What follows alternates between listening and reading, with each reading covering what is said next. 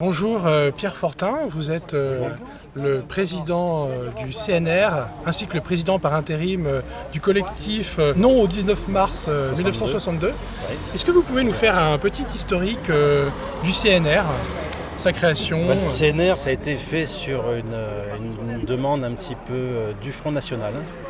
Puisque vous savez que l'histoire du Front National est elle-même intimement liée à l'Algérie française, pour des raisons d'opposition politique à De Gaulle, et surtout de la façon dont a été traité le dossier Algérie française.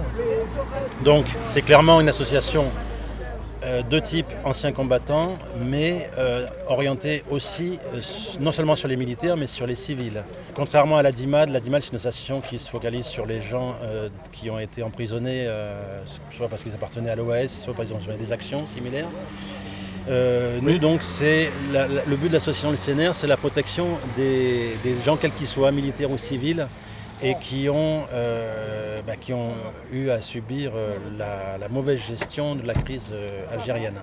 Nous assistons actuellement à un dénigrement de la mémoire de l'Algérie française. Nous sommes là pour défendre, tant que nous le pourrons, la mémoire des civils, des gens qui ont trouvé la mort, des gens qui ont été obligés de s'exiler. On a bien besoin de nous, je pense, puisqu'on constate chez certains de nos adhérents une rupture générationnelle, c'est-à-dire que les enfants de nos adhérents, quand les adhérents meurent, ne s'intéressent plus vraiment. Il y en a très peu qui s'intéressent encore à ce qu'était l'Algérie française à l'époque. Il y en a très peu qui s'intéressent à l'histoire de leurs parents.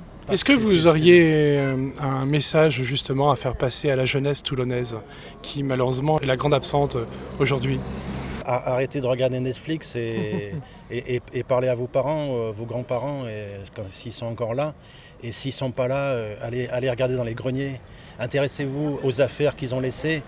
Essayez de décoder ce qu'ils ont laissé. Moi, tous les jours, je trouve au rebut des livres, y compris sur l'Algérie française d'ailleurs. Et je me dis que ça, c'est un ancien de l'Algérie. Bon, il n'y a pas que l'Algérie dans la vie. Il y a des anciens qui décèdent. On retrouve tous leurs bouquins dans la rue. Ça participe de la rupture du lien générationnel. Quand on dénigre l'histoire, comme a pu le faire la LDH, puisqu'on a eu des problèmes avec la LDH à une époque. Alors, est-ce que vous pouvez préciser la LDH? La Ligue des droits de l'homme. D'accord. On est justement devant la plaque qui leur a posé un gros problème à l'époque. Peut-être ça leur pose toujours problème, je ne sais pas. Oui.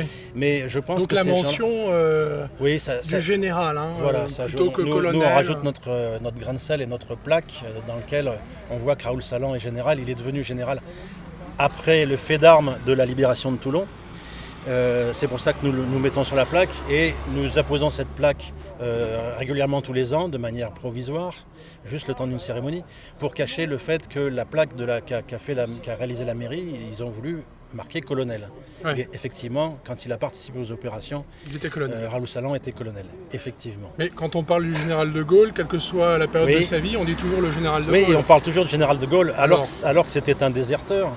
Et alors qu'il a perdu son grade de général parce qu'il a déserté.